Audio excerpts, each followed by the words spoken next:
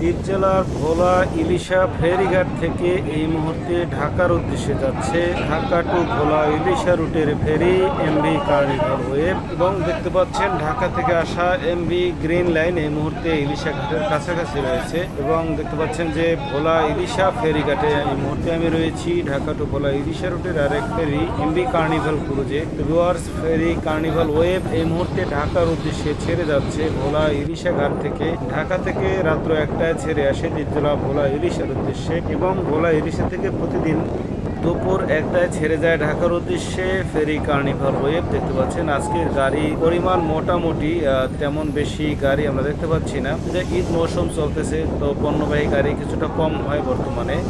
তো দেখতে পাচ্ছেন MV Carnival Wave Dhaka Ilisha Bhola রুটে চলাচলকারী ফেরি এই মুহূর্তে যাচ্ছে ভোলা ইলিশা ঘাট থেকে ঢাকার উদ্দেশ্যে।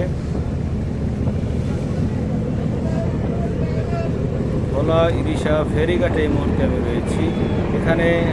এখান থেকে মূলত দ্বীপ জেলা ভোলা ইলিশা থেকে সরাসরি ঢাকা আপনি চাইলে আপনার শখের গাড়ি নিয়ে সরাসরি যেতে পারবেন ঢাকায়, এবং ঢাকা থেকে চাইলে সরাসরি আপনার শখের প্রিয় গাড়ি নিয়ে দ্বীপ জেলা ভোলা ইলিশা আসতে পারবেন।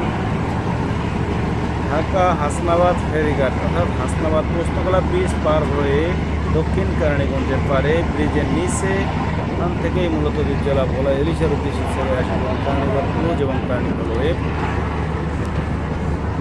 এই মুহূর্তে ঘুরছে ঢাকার উদ্দেশ্যে যাওয়ার জন্য।